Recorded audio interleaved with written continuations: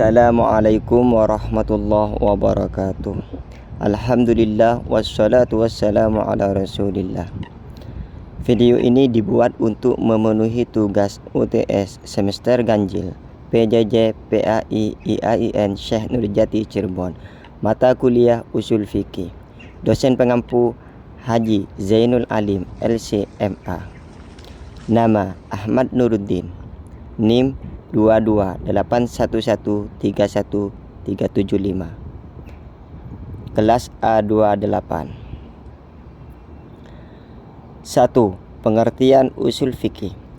Istilah usul fikih secara harfiah berarti asas-asas fikih atau prinsip-prinsip hukum, dan disebut juga sebagai ilmu dasar hukum Islam atau ilmu dasar hukum syariah.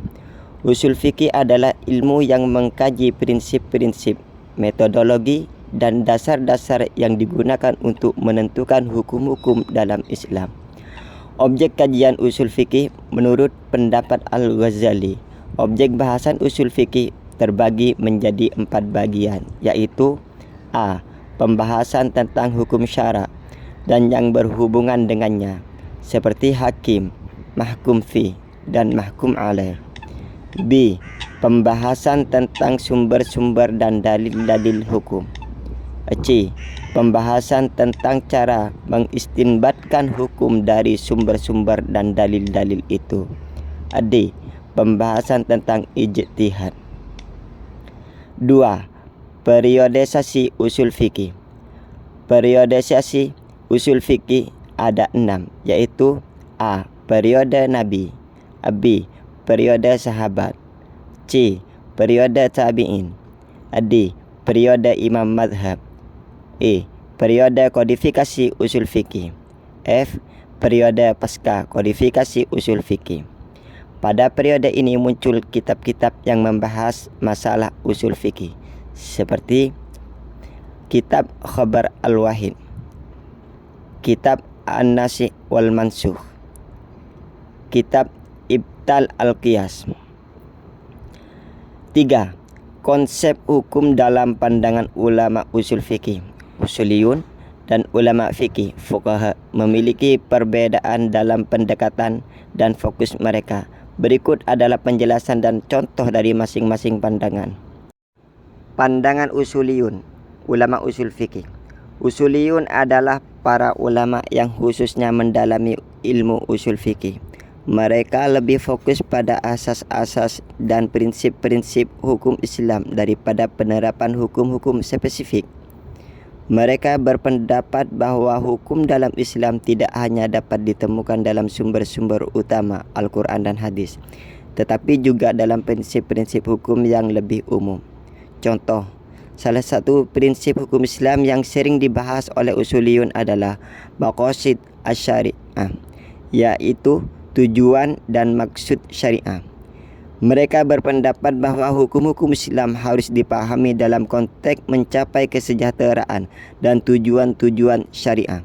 Sebagai contoh, jika suatu hukum dapat merusak kesejahteraan masyarakat, maka hukum tersebut harus dianalisis dan mungkin diberlakukan dengan pengecualian.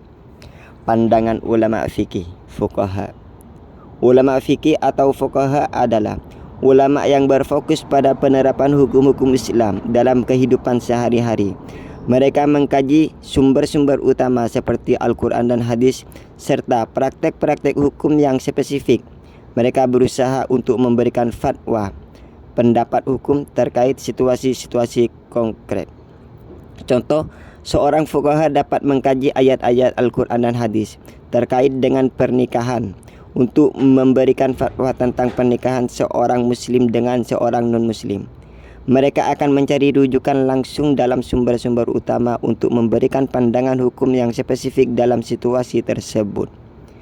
Jadi, perbedaan utama antara pandangan usuliyun dan fuqaha adalah bahwa usuliyun lebih berfokus pada prinsip-prinsip hukum yang lebih umum, sedangkan fuqaha lebih berfokus pada penerapan hukum-hukum spesifik dalam konteks kehidupan sehari-hari. Keduanya memiliki peran penting dalam pengembangan dan penerapan hukum Islam. 4. Pandangan ulama usul fikih. termasuk dalam konteks pemahaman hukum Islam terdapat konsep hukum taklifi dan hukum wadi'. Berikut penjelasan singkat mengenai kedua konsep tersebut. Hukum taklifi. Hukum taklifi merujuk pada kewajiban individu untuk mematuhi hukum-hukum Islam. Ini berarti individu diberikan kewajiban atau tanggungjawab untuk mematuhi perintah dan larangan yang ditetapkan dalam Islam. Hukum taklifi mencakup berbagai tingkatan kewajiban seperti wajib, sunnah, mandhub, makruh dan haram. Contoh, solat 5 waktu adalah wajib bagi setiap muslim dewasa yang berakal. Ini adalah contoh hukum taklifi yang mengikat individu untuk memenuhi kewajiban tersebut. Tidak melaksanakan solat adalah dosa dalam pandangan hukum taklifi. B. Hukum wadi'. Hukum wadi' mengacu pada hukum yang tidak memiliki dasar hukum yang kuat atau eksplisit dalam sumber-sumber hukum utama, tetapi dibuat berdasarkan pertimbangan kepentingan maslahah atau hukum mengatasi situasi yang muncul. Hukum wadi' dapat digunakan dalam situasi-situasi di mana hukum taklifi yang spesifik tidak ada atau tidak mencakup situasi tertentu. Contoh, penggunaan hukum istihsan dalam fikih adalah contoh hukum wadi'. Istihsan digunakan ketika tidak ada referensi yang jelas dalam Al-Quran atau hadis untuk menentukan hukum tertentu, misalnya dalam konteks perdagangan modern yang tidak ada pada zaman Nabi. 5. Kedudukan Al-Quran dan hadis sebagai sumber hukum dalam Islam. Al-Quran dianggap sebagai sumber hukum tertinggi dan otoritatif dalam agama Islam. Hukum-hukum yang tergantung dalam Al-Quran disebut sebagai hukum Allah, hukum syariah, dan dianggap tidak dapat diganggu-gugat. Al-Quran berisi petunjuk-petunjuk moral, etika, prinsip-prinsip hukum, dan panduan untuk beribadah. Oleh karena itu, hukum-hukum yang terdapat dalam Al-Quran mencakup berbagai aspek kehidupan, termasuk ibadah, hukum pidana, hukum keluarga, dan lainnya. Hadis menjadi sumber hukum kedua dalam Islam dan memiliki peran yang sangat penting dalam menjelaskan dan mengklarifikasi hukum-hukum Islam yang terdapat dalam Al-Quran. Hadis membantu untuk umat Islam memahami konteks dan aplikasi hukum-hukum yang terdapat dalam Al-Quran. Hadis terdiri dari dua jenis utama, hadis sahih dan hadis dhaif. Hukum-hukum Islam didasarkan pada hadis-hadis sahih dan keabsahan hadis ditentukan berdasarkan metode ilmiah yang ketat. Kedudukan Al-Quran dan hadis dalam Islam tidak dapat dipisahkan karena keduanya bekerja sama dalam membentuk hukum-hukum Islam.